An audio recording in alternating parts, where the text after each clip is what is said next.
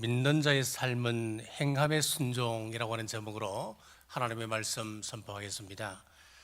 지난주 말씀 복습하겠습니다. 야고보는 소신자들을 사랑하는 형제들아라고 불렀습니다. 우리는 모두 주 안에서 한 형제요 한 자매입니다. 그리고 무엇을 알아야 합니까? 하나님, 예수님, 성령님, 십자가와 보혈의 은혜, 그리고 거듭남, 당연히 우리가 알아야 할 진리입니다. 그런데 야고보는 거기서 멈추지 아니하고 듣는 것, 말하는 것, 성내는 것, 이것도 알아야 된다고 말씀했습니다. 듣기는 속히 하고 말하기는 더디하며 성내기도 더디하는 여러분 되시길 주님 이름으로 축복합니다. 야고보의 영성은 한마디로 말하면 행함의 영성입니다. 사도 바울은 로마서 2장 13절에서 하나님 앞에서는 율법을 듣는 자가 의인이 아니요 오직 율법을 행하는 자라야 의롭다 하심을 얻으리니 라고 했습니다. 물론 마틴 루터는 천주교회의 지나친 공로주의를 비판하면서 오직 믿음, 오직 은총을 주장하는 과정에서 이 야고보서는 지푸라기 서신이다 평가 전화를 했습니다. 자, 그러나 감리교 창시자 웨슬레는 달랐습니다. 야고보의 실천적 영성을 높이 평가했습니다. 로마서의 믿음 중심을 야고보는 삶의 신앙으로 확장시켰다고 그렇게 보았습니다. 그래서 웨슬레는 이런 말을 했습니다. 믿음으로 의롭다 여김받고 하나님의 자녀라고 하는 신분의 변화가 일어났다면 우리는 성장해야 합니다 라고 했습니다. 하나님의 자녀가 성장하려면 무엇이 필요합니까? 말씀을 듣는 데서 멈추지 아니하고 말씀을 삶으로 실천하는 행함의 영성이 필요한 것입니다. 오늘 본문은 행함이 없는 신앙을 경고하며 믿는 자의 삶에 대하여 경각심을 일깨우고 있습니다. 첫째, 버릴 것은 버리고 받을 것은 받아야 합니다. 21절 말씀입니다. 그러므로 모든 더러운 것과 넘치는 악을 내버리고 너희 영혼을 능히 구원할 바 마음에 심어진 말씀을 온유함으로 받으라. 아멘. 말씀을 받기 전에 먼저 버려야 합니다. 지금 제 앞에 컵이 하나 있다고 생각해 보십시오. 더러운 컵입니다. 오물이 담겨져 있습니다. 깨끗한 물을 채우려면 먼저 그 더러운 것을 버려야 깨끗한 것 채울 수 있지 않겠습니까? 마찬가지입니다. 내 속에 더러운 것을 버리지 않는다면 내 영혼을 살리는 고귀한 하나님의 말씀을 채울 수가 없습니다. 예수님께서 마태복음 13장에서 네 가지 마음밭을 말씀하시는데 씨앗도 중요하지만은 그 씨앗을 받아들이는 우리의 마음이 더 중요하다고 하는 것을 말씀하고 있습니다. 마음밭이 각 길바닥처럼 굳어 있거나 돌로 가득 차 있거나 가시 덩굴로 채워져 있다면 말씀은 뿌리 내릴 수가 없습니다. 그래서 주님은 말씀합니다. 내 마음밭을 갈아엎으라고. 굳어진 길을 갈아엎고 무거운 돌을 치워버리고 무성한 가시는 뽑아내야 하나님의 고귀한 말씀이 비로소 뿌리 내릴 수가 있습니다. 골로새서 3장 8절에서 10절에 이런 말씀이 있습니다. 이제는 너희가 이 모든 것을 벗어버리라. 곧 분함과 노여움과 악의와 비방과 너희의 입에 부끄러운 말이라. 너희가 서로 거짓말을 하지 말라. 옛사람과 그 행위를 벗어버리고 새 사람을 입었으니. 제 동기 중 한 분은 노숙자 목회를 하는 목사님이 있습니다. 겨울이 되면 한 번씩 옷을 나눠주기도 하는데 당연히 입은 옷을 벗고 나눠주는 새 옷을 갈아입을 것이라 생각을 했답니다. 그런데 그렇지가 않습니다. 벗지 않고 벗고 새롭게 입는 것이 아니고 더러운 옷 위에 받았던 그 새 옷을 껴입더라고 하는 것입니다. 우리 신앙도 그렇습니다. 말씀을 받고 싶지만은 회개는 싫고 변화도 싫고 내려놓기도 어렵습니다. 그러나 성경은 말씀합니다. 버리지 않으면 채워질 수 없고 갈아엎지 아니하면 뿌리 내릴 수 없다라고 말씀합니다. 그리고 말씀은 온유함으로 받아야 합니다. 말씀을 거부하지 마십시오. 나는 말씀을 받지 않을 거야. 나와 상관없는 말이야. 그렇게 하는 태도가 말씀을 막습니다. 자, 사도 바울은 많은 교회 가운데 특별히 데살로니가 교회를 꼭 집어서 칭찬을 합니다. 데살로니가 교회에서 배워야 할 것이 하나 있는데 그것은 말씀을 받는 태도라고 하는 것입니다. 많은 환난 가운데 있었습니다마는 성령의 기쁨으로 말씀을 받았다 그랬습니다. 데살로니가전서 1장 6절 같이 읽겠습니다.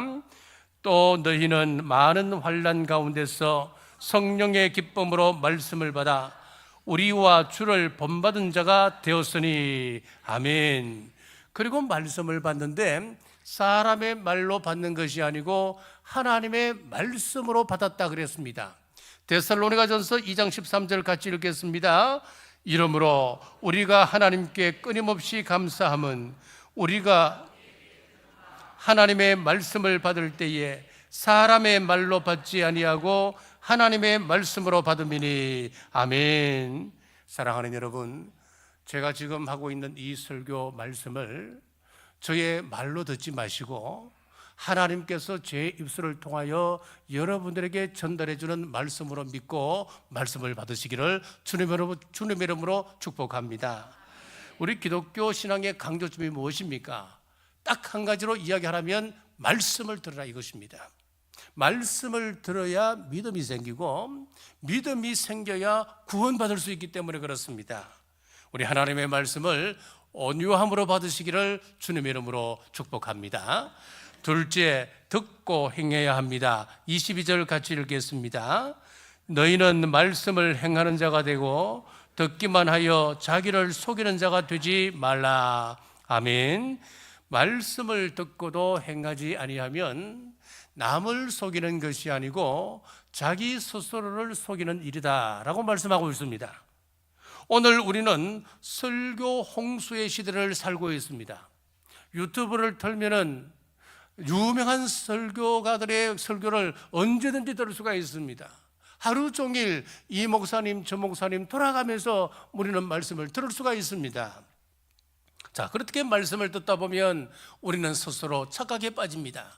자기가 꽤 괜찮은 신앙인인 줄로 착각에 빠지게 되는 것이지요. 그러나 성경은 분명히 말씀합니다. 신앙이라고 하는 것은 듣는 양으로 판단하지 않습니다. 우리가 말씀을 들었으면 그 말씀을 얼마만큼 실천하느냐 이것으로 판단되는 것입니다. 예수님이 말씀하셨습니다. 누가복음 12장 47절에서 48절 같이 읽겠습니다. 주인의 뜻을 알고도 준비하지 아니하고 그 뜻대로 행하지 아니한 종은 많이 맞을 것이요 알지 못하고 맞을 일을 행한 종은 적게 맞으리라. 아멘. 여러분, 이 말씀은 잘 보셔야 됩니다. 어떻게 이런 말씀이 있는지 모르겠어요. 말씀을 듣고도 말씀을 행하지 아니하면은 그 행하지 않음에 대한 책임이 따른다는 거예요. 말씀을 많이 듣고도 그 말씀대로 행하지 아니하면 더 큰 책임이 주어진다는 거예요. 반대로 내가 말씀을 적게 듣고 그것이 매맞을 일인 줄 모르고 살아간다면 그 사람은 적게 책망받는다는 겁니다. 이 말은 무슨 이야기냐 하면은 지금 설교 홍수 시대에 살고 있는 것은 분명히 하나님의 복입니다. 말씀이 풍성합니다. 그러나 그 말씀의 풍성함이 내가 실천하지 않을 때는 도리어 화가 될 수 있다고 하는 경고의 말씀이기도 한 거예요. 그래서 참 아이러니합니다, 이것이. 자, 한 목사님의 이야기입니다. 부임 첫 설교에서 서로 사랑하라라고 하는 주제를 가지고 말씀을 선포했습니다. 온 교인들이 은혜를 받았습니다. 그런데 둘째 주에도 셋째 주에도 넷째 주에도 똑같이 서로 사랑하라라고 하는 주제로 말씀을 선포하는 것 아니겠습니까? 교인들이 인내가 한계에 왔습니다. 불만을 갖기 시작했습니다. 그래서 해임을 결정했습니다. 고별 설교에서도 그 목사님은 서로 사랑하라라고 하는 주제로 말씀을 전했습니다. 그때 성도들이 깨달았습니다. 이 말씀을 우리에게 이렇게 지속적으로 주시는 것은 우리가 그 말씀을 듣고 행하지 않았기 때문에 목사님이 저렇게 말씀하시는 것이었구나. 성도들이 회개하며 목사님 계속 남아서 목회해 주세요. 저희들이 잘못했습니다. 말씀 따라 순종하겠습니다. 말씀을 듣기만 하고 행하지 않는 성도에 향한 우리 주님의 탄식을 들어보십시오. 누가복음 6장 46절입니다. 너희는 나를 불러 주여 주여 하면서도 어찌하여 내가 말하는 것을 행하지 아니하느냐. 이어서 주님은 두 사람을 비교하는 말씀을 하십니다. 누가복음 6장 47절에서 49절입니다. 내게 나와 내 말을 듣고 행하는 자마다 누구와 같은 것을 너희에게 보이리라. 집을 짓되 깊이 파고 주추를 반석 위에 놓은 사람과 같으니 큰 물이 나서 탕류가 그 집에 부딪히되 잘 지었기 때문에 능히 요동하지 못하게 하였거니와 듣고 행하지 아니하는 자는 주추 없이 흙 위에 집 지은 사람과 같으니 탕류가 부딪힘에 집이 곧 무너져 파괴됨이 심하니라 하시니라. 아멘. 폭풍은 우리 인생에서 누구나에게나 동일하게 옵니다. 그러나 다른 것이 하나 있다고 한다면 어디에 집을 짓느냐입니다. 반석 위에 집을 짓느냐 아니면 주추 없는 흙 위에 집을 짓느냐, 이 차이가 있을 뿐입니다. 힘들고 어렵지만 땅을 깊이 파고 반석 위에 주추를 세우면 홍수가 나도 끄떡이 없습니다. 그러므로 말씀을 제대로 들으면 이런 고백이 나와야 정상입니다. 이야, 정말 신앙생활 참 어렵다. 신앙생활 하는 게 이렇게 어렵냐? 참 어렵다. 참 어렵다. 여러분, 맞습니다. 이 말이 정직한 고백입니다. 지난주 말씀 기억하십니까? 성내기도 더디하라. 제가 말씀을 선포했고 여러분들은 말씀을 받으셨습니다. 전하 말씀을 받은 전하, 우리는 늘 넘어집니다. 이 말씀 앞에 온전히 선 사람이 누구가 있습니까? 저는 늘 넘어집니다. 이렇게 반석 위에 집을 짓는 것은 시간과 에너지와 결단이 필요한 참 어려운 작업인 겁니다. 자, 그런데 언제부터 신앙이 쉽다라고 생각이 들기 시작했나 하면은 콘스탄티누스 황제의 기독교 공인 이후부터 그런 생각이 들어오기 시작했습니다.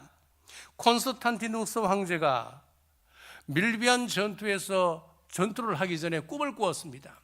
하늘에서 십자가가 나타나고 음성이 들리기를 이것으로 승리하라.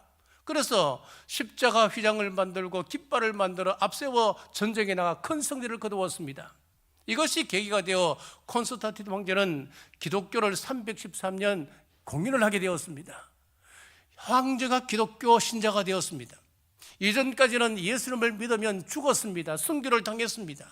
이제는 황제가 기독교를 받아들이게 되니까 많은 권력자들이 교회로 막 밀려오기 시작했습니다.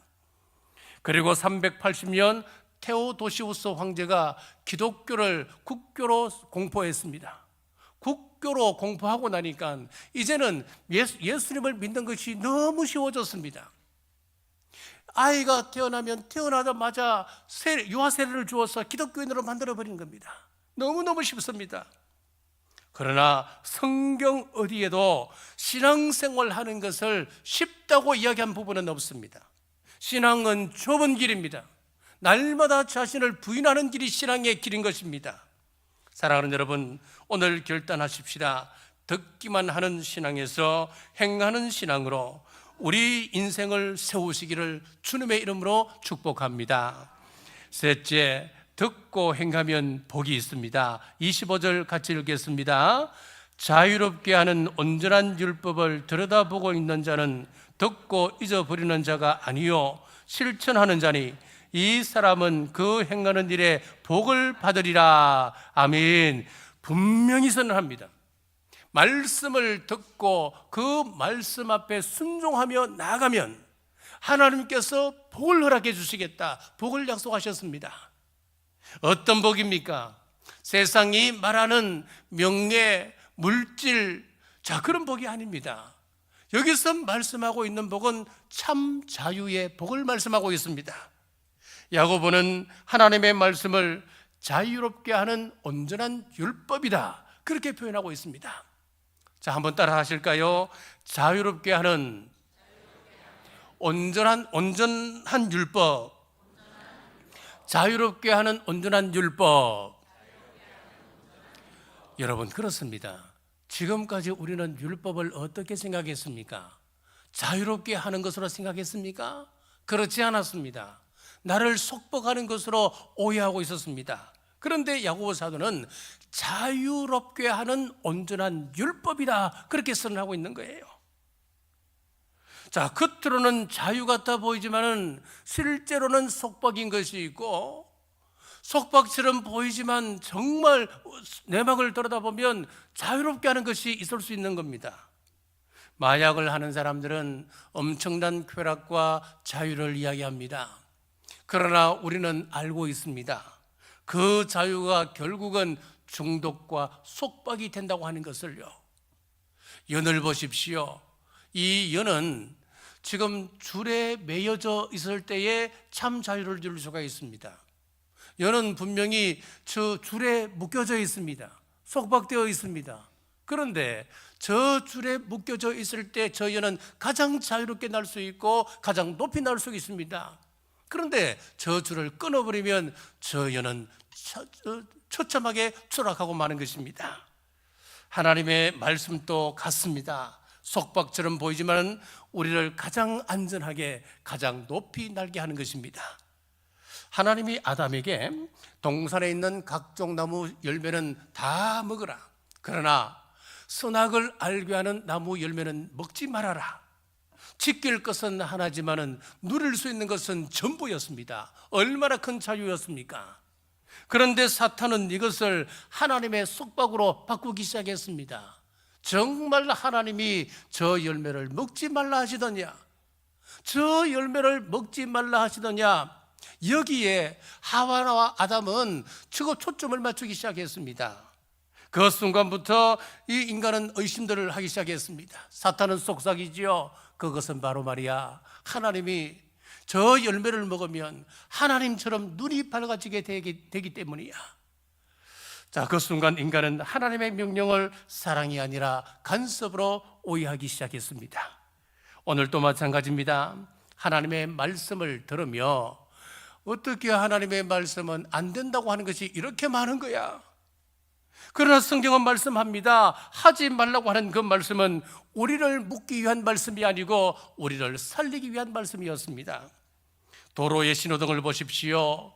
저것을 보며 여러분들은 고마운 생각이 듭니까? 아니면 귀찮은 생각이 듭니까? 신호등이 없다면 어떻게 되겠습니까? 그 거리는 혼란 속에 빠지게 되겠지요. 경찰관의 음주 단속을 보며 바빠 죽겠는데 저 양반들이 저기 서 있어 빨리 가지도 못하네, 그렇게 생각하십니까? 불평하십니까? 음주 단속하는 경찰관이 없다면 내가 아무리 운전을 잘한다 하더라도 술 취한 차가 내 차를 들이받을 수도 있는 것입니다. 여러분, 법을 통하여 자유를 누리십니까? 아니면 속박을 느끼십니까? 법이 있어야 질서가 있고 질서가 있어야 자유가 있습니다. 이것이 바로 25장에서 말씀하고 있는 자유롭게 하는 온전한 율법, 이 말씀의 의미입니다. 종교개혁자 마틴 루터는 십계명을 이렇게 해석했습니다. 살인하지 말라, 그것이 무엇인가? 우리의 하나밖에 없는 생명을 보호하시는 하나님의 사랑이다. 간음하지 말라, 우리의 순결을 지켜주시는 하나님의 사랑이시다. 도둑질하지 말라, 우리의 사유적 재산을 지켜주는 하나님의 사랑이다. 거짓 증거하지 말라, 우리의 인격을 지켜주는 하나님의 사랑이다. 그렇습니다. 율법은 속박이 아니고 우리를 지키는 울타리입니다. 계속해서 야고보는 말씀을 거울에 비유하고 있습니다. 23절에서 24절 같이 읽겠습니다. 누구든지 말씀을 듣고 행하지 아니하면 그는 거울로 자기의 생긴 얼굴을 보는 사람과 같아서 제 자신을 보고 가서 그 모습이 어떠했는지를 곧 잊어버리거니와. 아멘. 거울은 내 모습을 있는 그대로 보여주는 그런 물건이지요. 거울을 보고 머리가 헝클어졌다면 빗질을 합니다. 얼굴에 더러운 것이 묻어져 있다면 그것을 깨끗하게 치우게 되는 것이지요. 그런데 거울을 보고도 그냥 간다면 거울을 본 의미가 없어지는 것입니다. 자, 어느 가난한 선비가 과거에 낙방을 하고 이제 설설이 고향으로 발걸음을 터벅터벅 옮기게 됩니다. 그런데 집에 가려고 하니까 실망한 아내의 얼굴이 눈에 떠올라서 발걸음이 떨어지지 않는 겁니다. 어떻게 하면 실망할 그 부인을 내가 위로해 줄 수 있을까 곰곰이 생각하다가 아껴두었던 노잣돈을 털어서 거울을 하나 샀습니다. 거울을 사서 이제 집에 갔습니다. 집에 가서 아내가 들어오기 전에 깜짝 놀리게 주려고 거울을 잘 보이는 곳에 딱 달아두었습니다. 일을 마치고 돌아온 아내가 방에 들어가려다가 거울을 보고는 그 앞에 섰습니다. 그런데 깜짝 놀랐습니다. 이게 어쩐 일입니까?